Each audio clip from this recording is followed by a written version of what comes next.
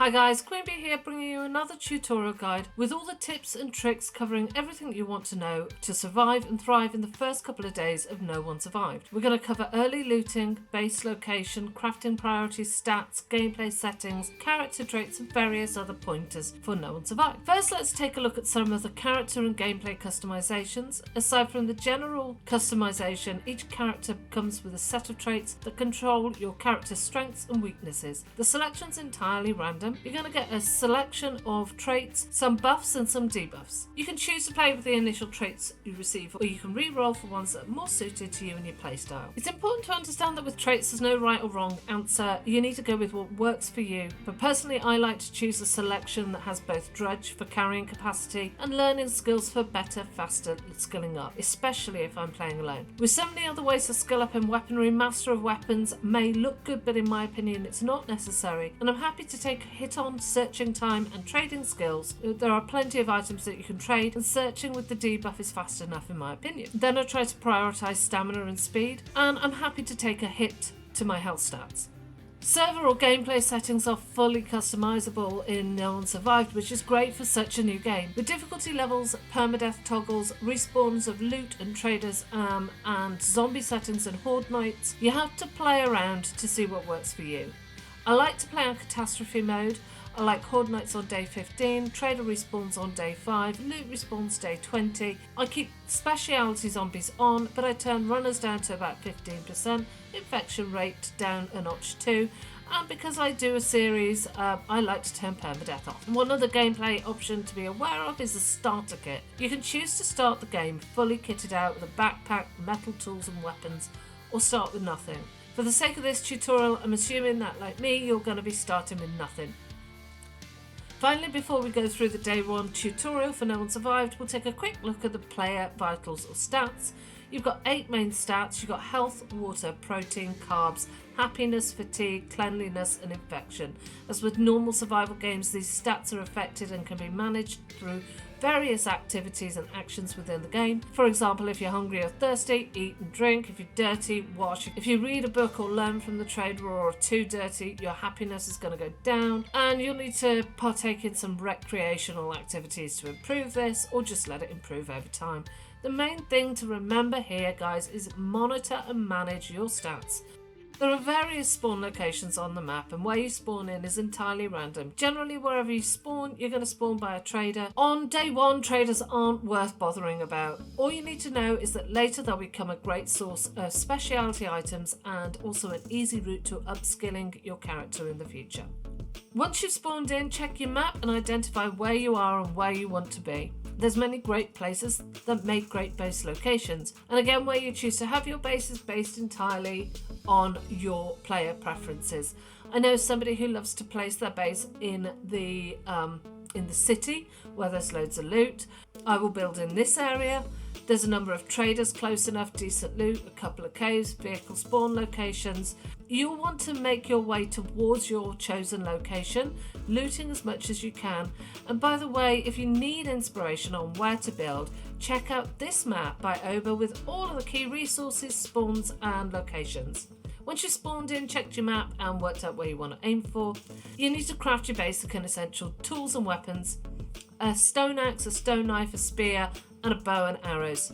Spaces 1 and 2 on your hotbar are for your larger weapons or tools, so you need to place your bow and spear in those slots. Place your axe and knife in any other slot in your hotbar. Axes and stone knives are crafted out of twigs and stones that you find on the ground. A spear will cost 1 twig, and then you're going to need to cut down some saplings to get some fibre to allow you to craft your bow. Once all of that is done, you're going to throw out all remaining fibre, gather as many twigs and stone as you can fit in your limited storage, and craft up as many arrows as you can. Crafting does take time. When crafting on your person, you can only craft 1 item at a time. I normally like to craft a minimum of 3, probably 4 stacks of arrows on the first morning, and that takes me to about 1 PM in game. Once all of that is crafted, your next focus has to be storage. You're not going to make any headway without increasing your storage capacity. There are certain areas where your chances of finding a backpack are higher, wardrobes, cupboards in houses or motels or in the back of cars. However, if you're unable to find a backpack, you're going to want to craft a makeshift fibre bag. If you come across some clothing before you find a backpack, equip your knife and deconstruct this item of clothing. It will give you fibre, and you can use the fibre to craft the bag in your crafting inventory. If you find multiple backpacks, my preference for storage capacity will go in this order: small backpack, large backpack, military backpack, hiking backpack.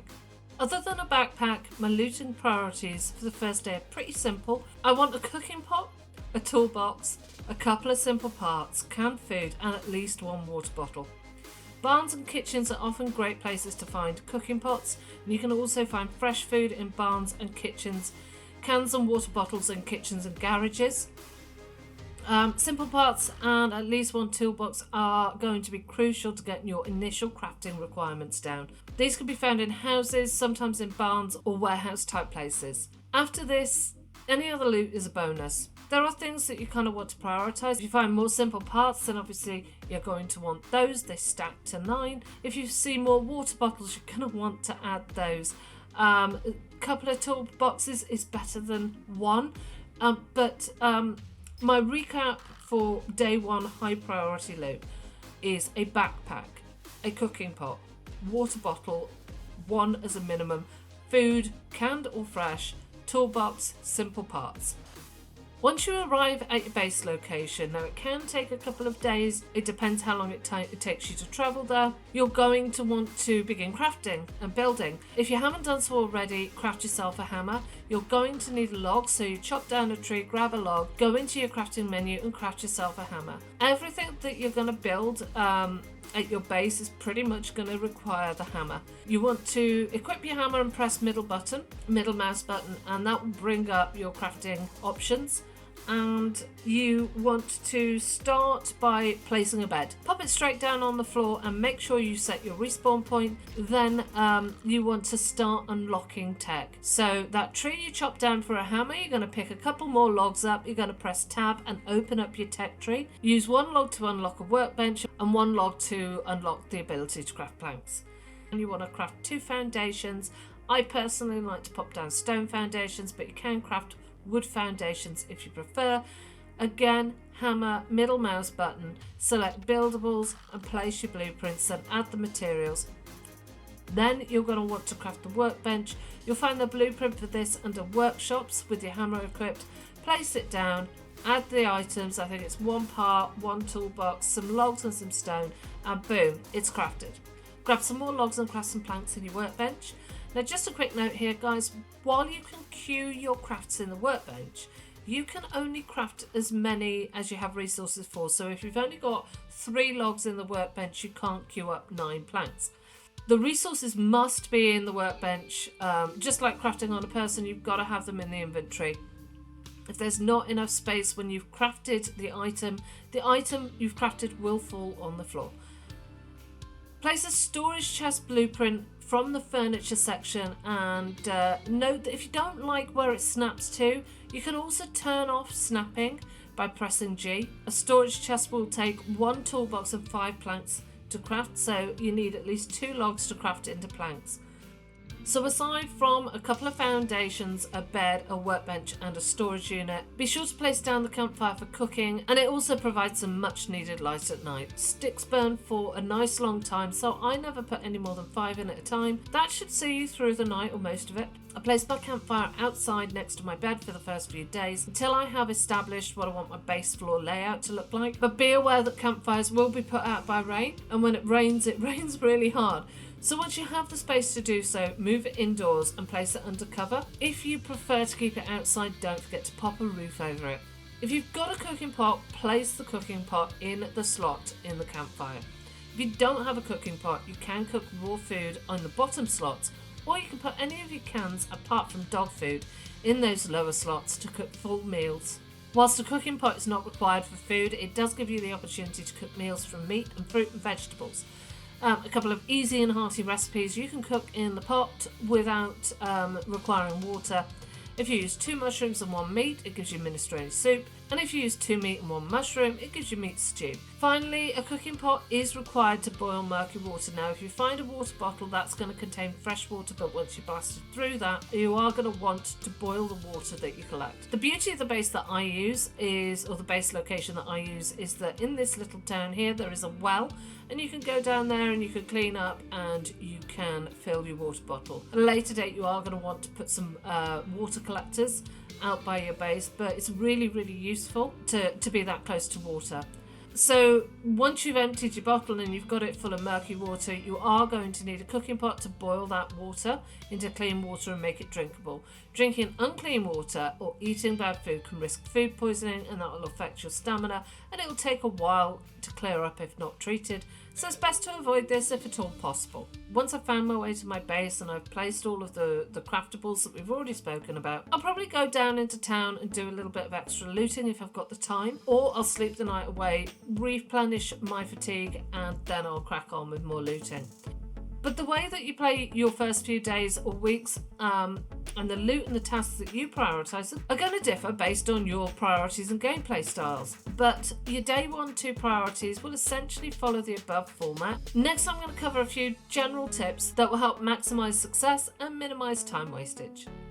There are many zombies in the game, including speciality zombies. Some of these run, some of these are bullet sponges, some sense you from further away, some can attack you from far away. Some can draw in other zombies, and wherever possible on your first day or so, avoid engaging these zombies. Choose stealth and run wherever possible. Your day 1 priority should be getting the basics and securing your settlement area. There's also various wildlife and some is hostile. Day 1 and 2, guys, generally avoid bears, wolves and pigs like the plague. Focus on looting for food. You shouldn't get short of food from the loot that you find. Be aware that time is really precious in this. Stone arrows stand a low chance of being recovered, so if you do tussle with zombies, always check how many you have and if you need to restock. You can burn through those stacks very quickly. Currently, zombies will spawn back if you leave an area, and that respawn area size is very small, so I found myself clearing out zombies, then just straying to look for a couple of rocks to craft some more arrows, only to turn around and see that they've all respawned back in the area. Now I've wasted ammo and time. To be fair, I think that the dev will tweak this in the future. He's pretty great on listening and implementing feedback, but right now that's how it works and you need to be aware of it. Time is once again valuable, so stealth's your main aim. Stealth, run, loot, avoid confrontation, focus on your priority loot, and safeguard your arrows, guys, because crafting them on your person takes a long time and you want to spend that time looting, not crafting ammo. Be selective. Loot is important, but it isn't the be all and end all. Focus on your priority loot. Fill in the gaps with other important things, but don't sacrifice priority loot goals. Clothes, don't forget to clothe yourself. If you've got no backpack, obviously, obvs guys, the first item of clothing needs sacrificed and turned into a makeshift bag. After that, any clothing you find is fair game. And don't forget to check the stats of those clothing, see if they're better than clothing items you're wearing. If you find a torch, you're not going to be able to use it until you've recharged it with a battery. So if you find a battery and equip that torch, and when it's in your inventory, right click, select charge, and then re-equip, and you can press T to turn that torch on. Finally, do not be afraid, guys. If I can offer you one tip, it's don't be afraid to die, live, die and repeat. With every death comes a little bit more experience and understanding of the game. It helps you shape your playstyle and your approach to No One Survived. I really hope this tutorial helps you transform your No One Survived gaming experience and survival chances, and if it's been helpful, please don't forget to like, comment and sub. Until next time, guys, I'm Queenbee. Have fun and keep surviving.